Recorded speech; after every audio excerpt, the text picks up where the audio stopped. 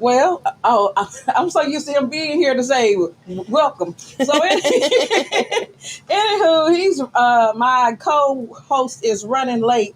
So, good evening, welcome to Tlakas Tavern.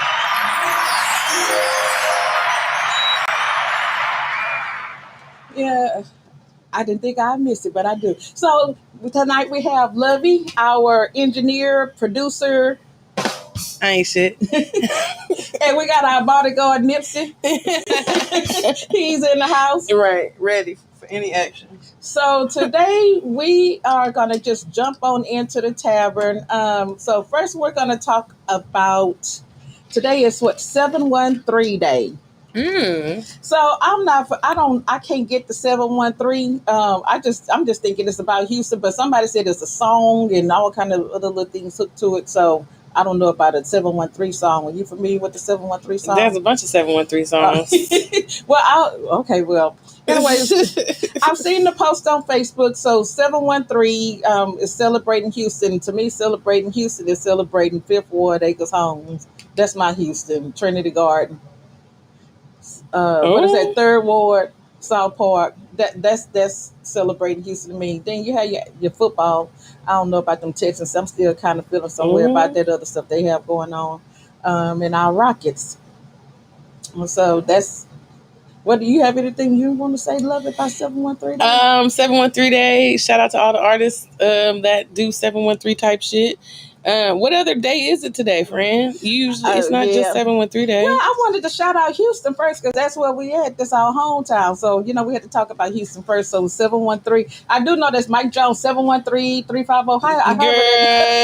no ma'am. That's what you not finna do. So, that's what you not finna do. Yeah, so I'm just saying, man. Y'all already know how it goes. If y'all looking and tuning in, drop us a little comment on what 713 Day is to you. Yeah, 713. So today is one of my favorites, and I did have some. Today is National French Fry Day. What? And so, yes, I did indulge in French fries with cheese, chili, some jalapenos, some extra, toppings. So that's what our national holiday for today is. Today is National French Fry Day. Now, I didn't do any research on how the French fries began or came in, so but there you go. If you love French fries, today is your day. Okay. So I was going to go back to 713 because I looked it up. Look it up. Okay. Yeah, so we could be real specific. It says, show your love for H-Town with 7 ways to celebrate 713 Day. It's really car club culture, slab culture. Then they have the official 713 Day celebration featuring Lil Kiki. That's on the Rise rooftop. And let me see what else they have. It's just that's pretty cool though. Celebrate because Houston does have its own unique spin. It does have its own culture, and it said that. Let's see what it says. It's time to celebrate all the wonderful things about H-Town and some not so wonderful.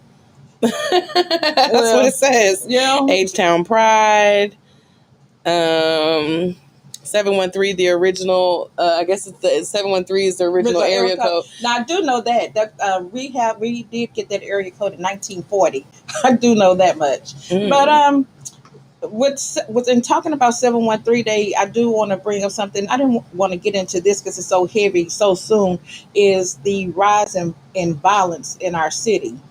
Right now, we have had so many not drive-bys, but just what they call it, random shootings of road rage on the freeways, and just Saturday, someone shot up a church, and then we just had another family there. They were shot up in their home, and it's just like right now. You gotta stop watching the news.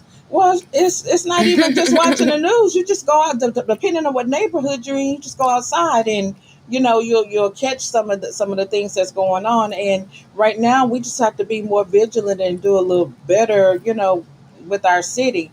A lot of people, the question was, it's not really the Houstonians that's doing it, it's all of these new people that are moving into the city, and they're bringing what they're pretty much saying is that we're getting not the best from some of the other cities that are coming to our city, and they're bringing their bad baggage with them when they come. I don't think that's the case at all. I think it's summertime.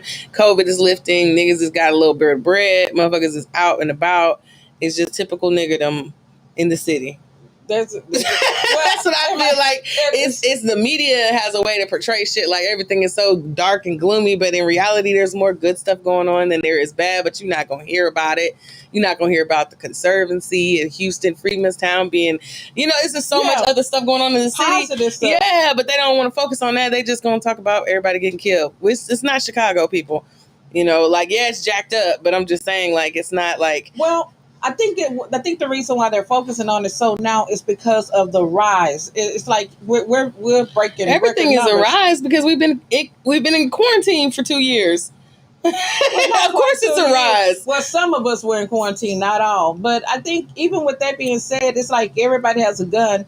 What I'm really concerned about is, when this new gun law comes into effect, I think it's September, and for real, everybody's going to have a gun. I mean, I think right now it's a time for us to be more vigilant in just being mindful about our situations and, learn how to. This is the time to just sometimes walk away instead of trying to be the badass. Yeah. Turn back to the wild, wild west. Truly. And Will Smith voice. So that's wild west. Yeah. So that's what we're looking at. So with regards to with Houston and this new gun violence, it's something. I just saw something. This was not about the gun violence, but it just took me by surprise. We're still on this bonnet. We're still on the bonnet. Yes, we're still on the bonnet brigade. Brigade. Yes. So apparently, it was an article.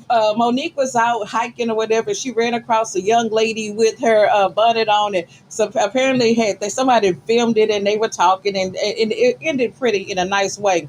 And then you got Toya.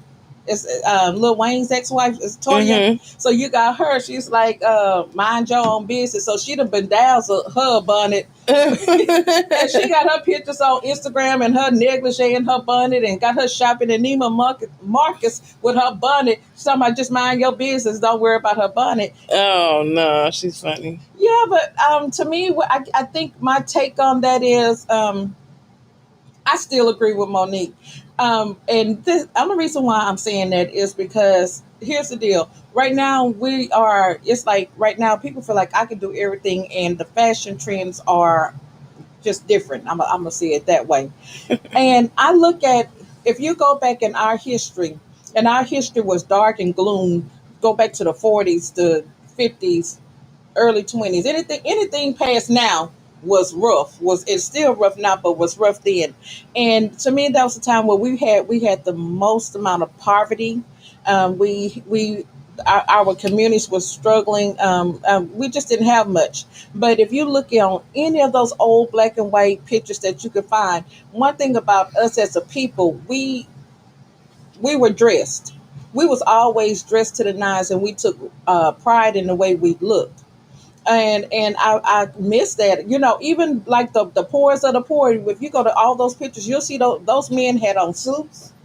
Well, look what the rolled up in here. So those gentlemen, they wore suits and ties, and those ladies were dressed to the nine with their hats, and they really took pride in their appearance. And I don't know if we could say that today with our abundance and fluffy house shoes. But then again, I was told that I'm old. Ooh. And so that I need to reevaluate my way of looking at things. So I don't know. That's something for these youngsters. If any of these youngsters are out there, that they can respond to this, because I just feel like as me growing up, the one thing my mother, my grandmother, and everyone else was on was, when you leave the house, don't leave my house looking any kind of way. And if you try to leave out the house looking any kind of way, they snatch you straight. That when them collar pulls, you got that and got snatched back in the house. Go in there and get it together. And if you back the poor, may have had one pair of socks. They was stitched, starched, and they look good. So I don't know. They still on the bonnet brigade. Oh God. The bonnet brigade. Bonnet brigade. We missing up brigade. Brigade. We done killed that word. So that's what we were on there talking about that.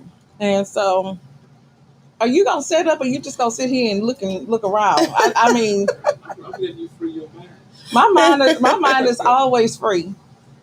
And so while my co-host is setting up, I'm just gonna give you guys a little insight also to a project that I'm working on. It's called Unapologetically Me. And if you're on my Facebook friend, every now and then you'll see me post something. It'll say hashtag unapologetically me. And I've started that because I found it was one day I just found myself every 5 minutes. It was like something was going on, and I'm like, well, damn, I'm sorry, what I missed. And in the midst of it, I'm like, well, what am I really apologizing for? It's like we've been so conditioned to when things happen, we take ownership of everybody else's stuff, not just our stuff. And it was just like, no, hold on, let's just take a minute. Let me take a minute and rethink about this. I'm like, I'm not sorry for whatever, however you're feeling or whatever issues you're having that day. And it's like now it's just a time for everybody to, instead of doing reckless, careless stuff, just take a minute to reflect with yourself and just become unapologetic about yourself. And what that means is take a look and so when I said unapologetic means somebody, I'm not calling no names, say, oh, you giving people a pass to be ratchet, just do what they want to do. You just saying that they can go out there and do whatever and there's no consequences. And I'm like, no, that's not it. Is what we're doing with the unapologetic me is giving you the chance to take care of yourself. Start back learning how to take care of yourself again because we've gotten away from that. A lot of it's not just women, it's men too have become so focused on taking care of home and work and all of these other issues until they've really just lost track of what they have going on. And it's like, it's time for us to just say, you know what, I'm going to be unapologetic. I'm not going to say I'm sorry for taking some time out to take care of me. I'm not going to apologize for learning how to. A lot of us need to work on reloving ourselves because we don't know how to. We've lost that because we are so busy pouring into someone else until we forget how to pour into ourselves. And we've lost that, and we just need to get back into that. It's like being unapologetically me is just really stop. It's about stop apologizing for doing you. When you start doing this, you're gonna find that you're gonna start your life will start shifting. I've been working on this for a minute, and my life is, I can honestly say my life has started shifting. Some I've gained some new people, a lot of positive people that truly fit me, and I've lost some people that really didn't fit my lifestyle, but was trying to direct or change my lifestyle and put me in certain situations that I didn't want to be in. And so that's what I'm talking about. Being unapologetic to me, it's just getting to really. It's time to start digging in and getting to know you and taking care of you and putting yourself in a space to where you can start surrounding your people who you share like visions with and like goals with instead of just being out there and just doing a bunch of shenanigans and foolishness. Are you here? Are you gonna just clack on this gum? I mean, what's up? Yeah, I'm sorry. Yeah, and yes, that side gonna pop out because it's been contained. I've been in training half the day, so I had to be, I had to contain my language. It was kind of festering a little bit. Festering? Festering. Festering. So that's what we were talking about. So it's just sharing that. So with the unapologetic with me, I'm excited. I have some shirts that are out and a journal that's coming out. It's just actually about to go to publication. I had to um, go back over it a couple of times because it's a personal journal that I actually put together. And have candles and just a whole bunch of healing things that's going to be in this little package, this box that's going to go with it. So that's what we're talking about. See, he back. Y'all know he back. Guess who's back? I apologize for being late. I'm trying to set my stuff up. Really? You don't know how to turn your volume down? I'm going to do you like you do me. You don't know how to turn your volume down? Cayenne. Cayete, what is that? That means shut up in Spanish. Girl, no. You're not finna get me in the Spanish. I'm gonna need you to speak some English or straight Ebonics. So there we go. So that's about unapologetic to me. Well, let's do this again, lovely. Welcome to the Tavern. Today we have our special guest and actually co-host Ahmad Andre.